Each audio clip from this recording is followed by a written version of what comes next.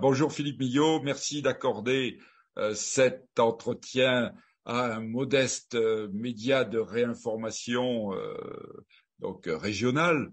On se connaît déjà depuis pas mal de temps et évidemment on a travaillé ensemble et nous essayons d'unir nos efforts pour un certain nombre de causes, bien entendu, et la principale, c'est justement l'information, ou plus exactement la réinformation. Alors, d'abord, j'aimerais que vous présentiez à nos 6 000 adhérents, nos 6 000 abonnés, de manière à faire connaître déjà le personnage qui est à la base de la création de TV Liberté. Alors, se présenter, moi j'ai une double vie, si je puis dire. J'ai une vie professionnelle et une vie d'idées, de politique. La vie professionnelle, c'est celle d'un entrepreneur, puisque j'ai toujours animé des PME dans mon existence, des PME personnelles. Ça, c'est un des côtés. L'autre, c'est que j'ai commencé assez jeune, j'avais 13 ans, donc c'était assez jeune, dans le courant qu'on appelait à l'époque le courant nationaliste, avec une vocation, grâce à mon maître du moment qui était Dominique Vénère, malheureusement disparu aujourd'hui, et donc d'un nationalisme français, j'allais dire, étroit et archaïque. Nous avons tenté de développer quelque chose qui était plus actuel, plus européen, plus branché sur les questions de civilisation, et non pas seulement sur les questions étatiques ou de frontières. Voilà, et puis donc j'ai développé après, et dans le domaine des idées, dans le courant de la Nouvelle Droite, et dans le domaine politique, à la fondation du RPR, puis au Front National, puis à Reconquête, j'ai développé une activité de nature politique qui m'a conduit à être plusieurs fois élu régional ou municipal. Voilà, j'ajouterai à titre de synthèse que TV Liberté, pour moi, ça a été l'unification, puisque TV Liberté a une connotation bien évidemment idéologico-politique, mais c'est aussi, et on va en parler certainement, des moyens pratiques, des moyens techniques, des moyens humains, c'est-à-dire en fait une véritable entreprise. Et pour moi, avoir une entreprise dans ce domaine, c'était la synthèse des deux parties de ma propre existence, si je puis dire. Voilà. Je comprends très bien et je participe un petit peu. J'essaie aussi de mon côté, après des engagements politiques qui m'ont beaucoup déçu dans le politicien. Justement, je trouve ce travail culturel au sens noble et complet du terme qui est très très motivant. Alors, justement, donc vous avez déjà déflorer ma prochaine question, qui était la suivante. Est-ce que vous pouvez nous raconter un petit peu l'historique de cette création de TV Liberté? L'historique, alors, c'est en fait extrêmement simple. Vous avez trois canaux de diffusion et d'information. Vous avez le canal classique de la presse, qui, dans différents milieux, existe, avec des qualités bon, réelles, mais parfois diverses. On va dire ça comme ça, mais en tout cas, le mode de diffusion presse est assez largement couvert. Le mode de diffusion radiophonique, qui n'est plus aujourd'hui un mode majeur, on le sait bien, mais qui continue à exister, avait également une représentation. En revanche, ce qui n'en avait pas, lorsque le projet, il y a près de 10 ans, a été conçu, ce qui n'en avait pas du tout était le mode audiovisuel. Or, les nouvelles techniques, en particulier la maîtrise d'Internet, en particulier des nouvelles libertés offertes par rapport aux télévisions officielles, à l'audiovisuel officiel et mainstream, permettaient d'envisager d'exploiter ces techniques au bénéfice d'un courant d'opinion, d'un courant d'idées. Voilà. Donc, en fait, les choses sont très simples. Il y avait une case qui n'était pas cochée, on a cherché à la cocher, et la preuve est que elle existait, puisque nous avons, selon les mois, 4, 5, 6, 7 millions de visites sur des émissions, et entre 1 et 2 millions de visiteurs uniques. Donc, ce sont des chiffres qui montrent qu'il y avait un réel besoin, une réelle demande. Tout à fait. Alors, justement, on peut dire, après 8 ans d'existence, que c'est un réel succès, bien entendu, mais ce succès est quand même obtenu, si j'ose dire, à la force du poignet et avec un business plan, un business model qui est quand même pas évident. Est-ce que vous pouvez nous narrer Alors, oui, absolument, côtés? absolument. Oui. Alors, il y avait des choix. Hein. Il y avait des choix qu'on retrouve absolument d'ailleurs dans la presse écrite et dans la presse radiophonique. Hein. Ce sont les mêmes choix. Le choix, c'est en réalité un choix de dépendance. Vous êtes toujours dépendant en réalité quand vous menez une action de quelque chose ou de quelqu'un. Mais de qui voulons-nous être dépendants? Alors, moi j'ai raisonné à l'inverse en disant de qui je veux surtout pas être dépendant. Oui, oui. Je veux surtout pas être dépendant de l'État.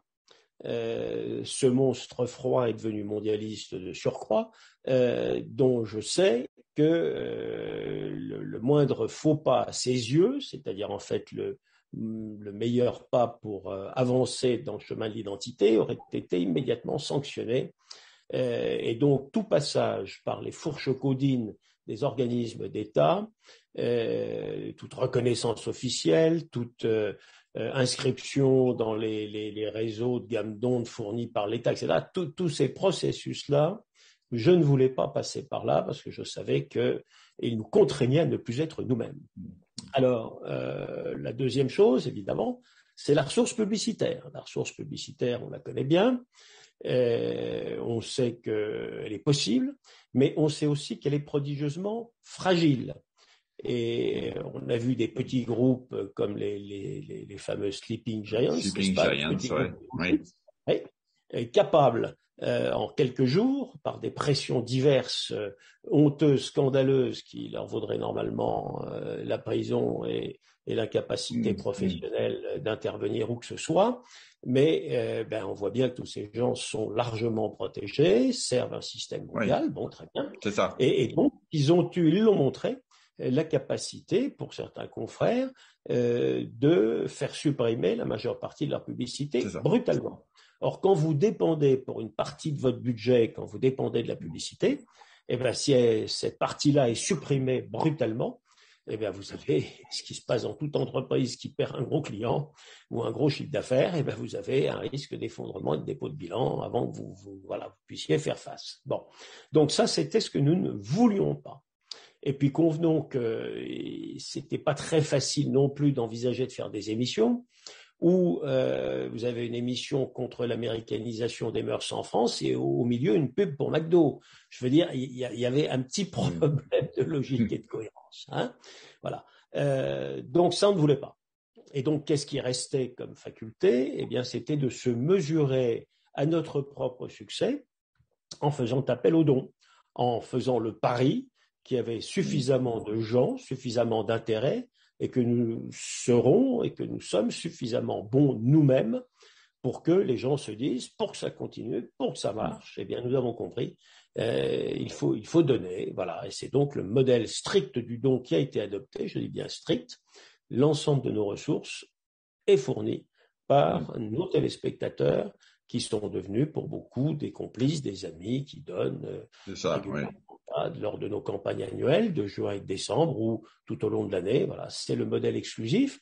Et si on regarde la courbe d'évolution du chiffre d'affaires, c'est-à-dire en fait du chiffre des dons, il est tendanciellement en augmentation depuis le début. Donc c'est d'une certaine manière quelque chose, un écosystème, si j'ose dire, qui oblige à être bon, hein, qui oblige justement à tendre vers l'excellence, hein, puisque c'est cette excellence qui va inciter évidemment les donateurs. Hein, donc c'est un système qui est justement par rapport à ce que vous avez évoqué à propos des Sleeping Giants. On est véritablement dans un système qui est libéral, hein, libéral au sens parce que c'est un terme qui est souvent galvaudé. Hein, donc on est vous êtes dans l'obligation d'être meilleur, d'être bon, d'attirer de la sympathie et de l'adhésion, puisqu'en fait c'est plus de l'adhésion à cette c'est ça, si j'ai bien compris, c'est vous demande. Oui, tout à fait.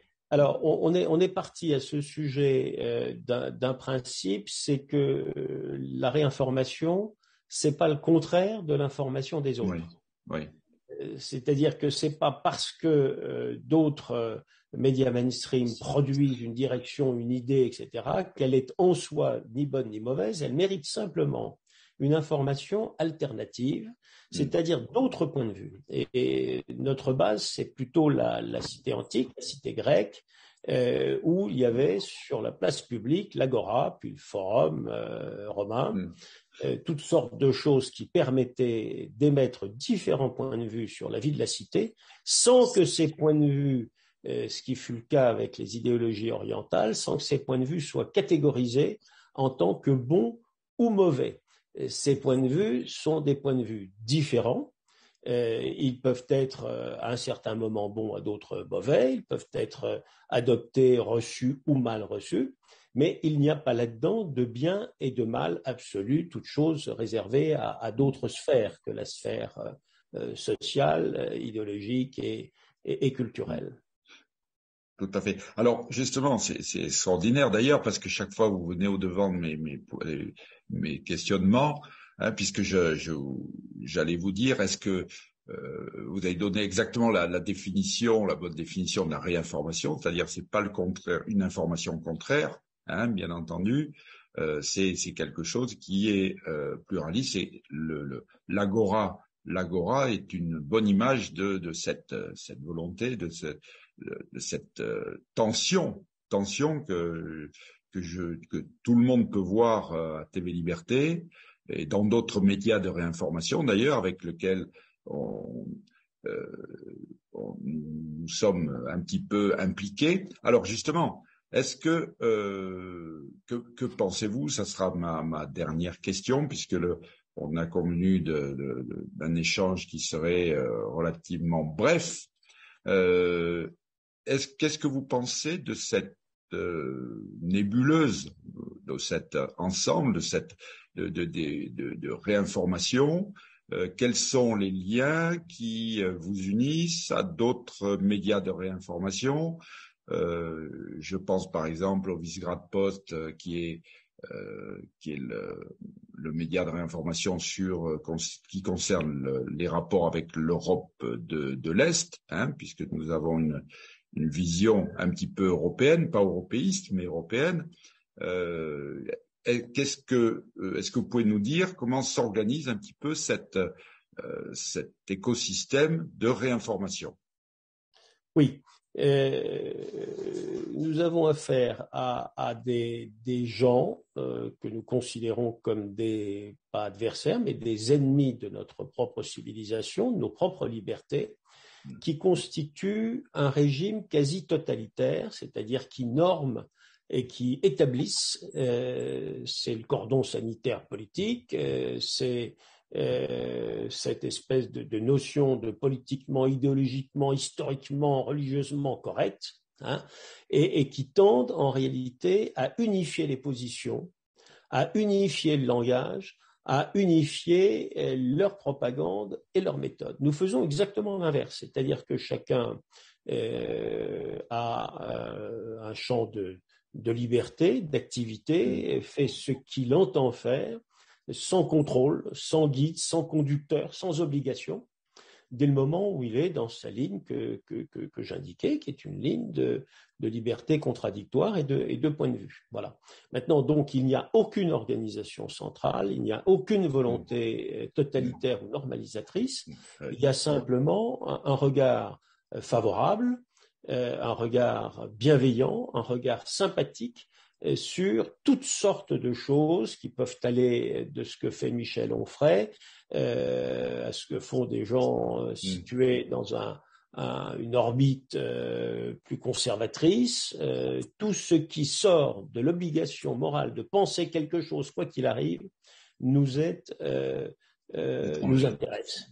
Voilà. Oui, Nous vous êtes intéresse. intéressé. Oui, ok. Mais il y a évidemment pas de lien, si ce n'est le lien de bienveillance. Donc ça veut dire que les uns, comme vous le faites d'ailleurs, les uns reçoivent les autres, discutent, font valoir, au lieu d'avoir cette espèce de pieuvre absolument insupportable, mais insupportable. Vous pouvez zapper sur toutes les chaînes de la télévision, Ah vous oui, oui, n'aurez plus que des publicités, que des reportages, que des débats dont le point commun est le wokisme, comme on le dit oui, oui, aujourd'hui, oui, oui. l'anéantissement de nos spécificités humaines, de notre diversification biologique et culturelle, et il est impossible Et, oui. d'avoir autre chose, une espèce de melting pot de trucs où vous avez forcément le différent sur le plan civilisationnel, ethnique, sur le plan sexuel, etc. Si le différent, le marginal ou celui qui n'est pas du cru, celui qui est particulier, n'est pas représenté, alors vous êtes pour la dictature de la majorité ou que sais-je, c'est-à-dire qu'en fait, vous n'êtes pas recevable. Eh bien, nous disons, nous, que les majorités sont aussi recevables et Oui. largement recevables, autant que les minorités. Voilà. Bien sûr, bien sûr. C'est la notion effectivement de d'unité d'une population est quand même un élément important, me semble-t-il, dans de chercher donc à la fois les points communs, chercher à la fois développer les points communs. Donc c'est l'inverse de la culture McDo, c'est-à-dire venez comme vous êtes. Là, dans votre conception, c'est venez comme vous êtes, mais à condition d'apporter aussi quelque chose, c'est-à-dire à condition qu'il y ait un échange, hein, si j'ai bien compris.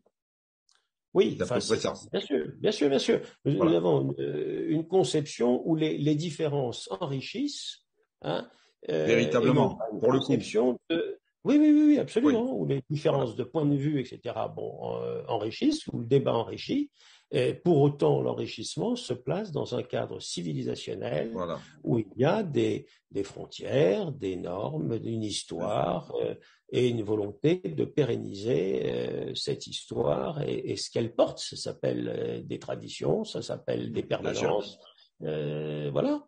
Et ça s'appelle surtout pas une espèce de progressisme béat où tout ce qui est nouveau est bon. Non, non, ce qui est nouveau, il peut être bon ou il peut être moins bon. Donc, voilà. Et la vie est ainsi faite et elle est normalement Oui. faite comme ça. Tout à fait. Voilà. Et donc, c'est d'une certaine manière une vision que je pourrais qualifier, je ne sais pas si vous me rejoindrez sur ce point de vue, qu'on pourrait qualifier de véritablement humaniste, c'est-à-dire qu'elle tient compte aussi de la nature humaine telle que nous sommes et dont il faut tenir compte, c'est-à-dire que c'est le principe de réalité, hein, d'une certaine manière. Sans doute. Sans doute, sans doute, sans doute. En tout cas, c'est ce principe-là, c'est la grande différenciation de la civilisation européenne, c'est sa capacité à embrasser une évolution, des débats et à ne pas rester figé, fixé sur quelque chose qui n'est pas du ressort de l'humain et qui est donc laissé dans un autre champ. Voilà. Et ça, c'est quelque chose qui est fondamental, cette notion faite de liberté, tout simplement, de liberté de conscience, de liberté de choix, de liberté personnelle, individuelle, collective. C'est tout à fait constitutif de notre civilisation. Et il est effectivement regrettable qu'un système mondial cherche à le réduire à pas grand-chose. Donc, nous sommes quelque part des révoltés de la liberté, voilà, en guise de conclusion. Bien, écoutez, nous avons atteint donc le temps que nous étions impartis librement, et je vous remercie de cet entretien qui, j'espère, permettra à tous ceux qui verront cette vidéo de se faire non seulement une opinion, mais d'apporter aussi le soutien moral et financier à TV Liberté et aussi à Burdigala, puisque nous avons besoin, nous aussi, de moyens, même modestes, pour évidemment développer notre activité. Voilà, Alors, donc bonne c'est chance à Burdigala. Et pour ceux qui ne connaîtraient pas et qui veulent trouver TV Liberté, c'est facile, tvliberté.com sur Internet. voilà. Voilà. Et Merci, cher Alain la période des Leconte. dons est ouverte. Merci Philippe Millot.